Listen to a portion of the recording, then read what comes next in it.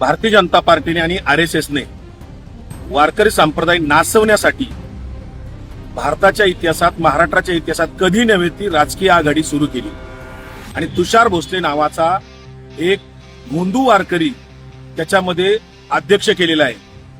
हा तुषार भोसले आज पद्मविभूषण आदरणीय शरदचंद्र पवार साहेबांच्या बद्दल अतिशय अश्लाघ्य पद्धतीने वक्तव्य करतोय, तोंडसूक घेतोय।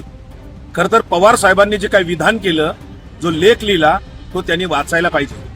पवार साहेब जे म्हणतात की वारकरी संप्रदायामध्ये प्रतिगामी विचाराची लोक 60% आहेत, त्यातलाच हा तुषार भोसले आहे। मनुवादी विचाराचे अनेक लोक आहेत, हे पवार साहेबांनी अधोरेखित करून सांगितलं आणि ती वस्तुस्थिती आहे, हे कुणीही नाकारू शकत नाही। तुषार भोसलेला माझा साधा सवाल आहे, अरे ज्ञानोबा तुकोबा असतील, संत चोखोबा असतील, सर्व संतांना छळणारे कोण होते? मुस्लिम होते का? मुस्लिमांनी संतांचा छळ केला का? तुकारामांच्या गाथा कुणी बुडवल्या? मुस्लिमांनी बुडवल्या का? ज्ञानोबांना आणि त्यांच्या भावंडांना त्यांच्या सगळ्या हयातीमध्ये जे काय हाल सोसावे लागले ते कुणी केले? चोखोबांना मंदिराच्या बाहेर कुणी रोखलं? सावतामाळींचा त्रास, सगळ्या संतांचा त्रास संत कबीरांचा असेल, सर्व संतांना जे काय छळलं गेलं, एकनाथ महाराजांपासून तुकाराम महाराजांच्या गाथा बुडवण्यापर्यंत सगळ्या संतांना ते कुणी छळलं? मुस्लिमांनी नाही छळलं तुषार भोसले। ते छळणारे सगळे मनुवादी होते, प्रतिगामी विचाराचे होते, वैदिक परंपरेतले होते। आणि म्हणूनच संत नामदेव महाराजांनी सांगितलं, आम्हा सापडले वर्म करू भागवत धर्म। एकनाथ महाराज म्हणाले, शास्त्रांचा शास्त्रार्थ, वेदांचा वेदार्थ, आमचा परमार्थ वेगळाची। याचा अर्थ कळतो का तुषार भोसले? त्यामुळे वारकरी संप्रदाय हा मनुवादी नाही, वारकरी संप्रदाय वैदिक परंपरेचा नाही। तो संतांनी जो काही विचार सांगितला तो मनुवाद्यांना, सनातनी लोकांना, प्रतिगामी विचाराच्या लोकांना निश्चितपणे अडचणीचा आहे, हे लक्षात ठेवा। तुषार भोसलेने उचलली जीभ लावली टाळ्याला आणि भारतीय जनता पार्टी RSSच्या मदतीने वारकरी संप्रदाय नासवण्यासाठी जे काही षडयंत्र गेल्या काही वर्षापासून सुरू केले त्याचा आम्ही निषेध करतो आणि आम्ही ही सगळे रोखणार। संतांचा विचार, वारकरी संप्रदायांचा खराखोरा विचार आम्ही पुढे घेऊन जाणार। वारकरी संप्रदायाचं राजकीयकरण आणि वैचारिक संघर्ष या व्हिडिओमधनं मंडळी आपल्याला दिसतोय। हा व्हिडिओ भारतीय जनता पार्टी आणि RSS द्वारे वारकरी संप्रदायात केल्या जाणाऱ्या कथित राजकीय हस्तक्षेपावरती भाष्य करतोय। शरद पवार यांच्या विधानाचे समर्थन करण्यात येते, संप्रदायातील प्रतिगामी विचारांवर टीका करण्यात आली आहे आणि खऱ्या संतांच्या खऱ्या विचारांचं रक्षण करण्याचा निर्धार या ठिकाणी व्यक्त केलेला आहे। तर तपशीलवार मुद्दे काय काय आहेत ते जरा एकदा जाणून घेऊयात या व्हिडिओच्या संदर्भाने।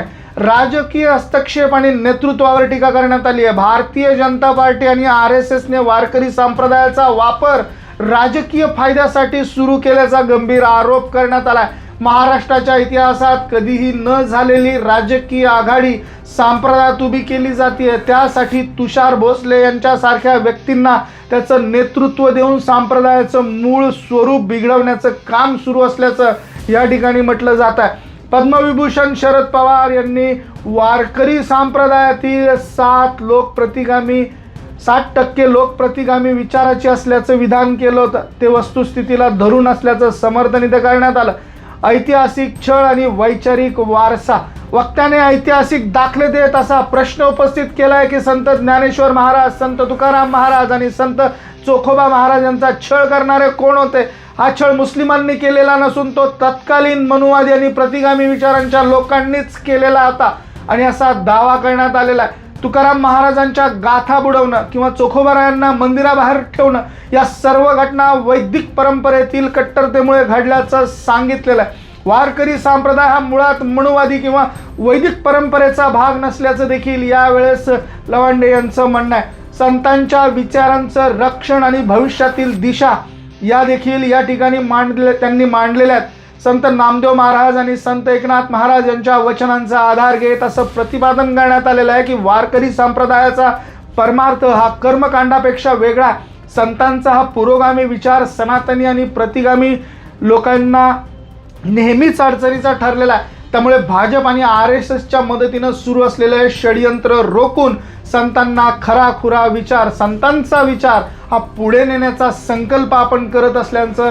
लवांडे यांचं या ठिकाणी म्हणणं आहे. तर मंडळी, संतांचा खरा विचार आणि वारकरी संप्रदायाची मूळ तत्व समाजात पुढे घेऊन जाणं हे आपलं काम असल्याचं लवांडे यांचं म्हणणं आहे. राजकीय फायद्यासाठी संप्रदायाचा वापर करण्याचं षडयंत्र हे रचण्यात येत आहे आणि ते भाजप तसेच RSS कडनं करण्यात येतं असं लवांडे यांचं म्हणणं आहे.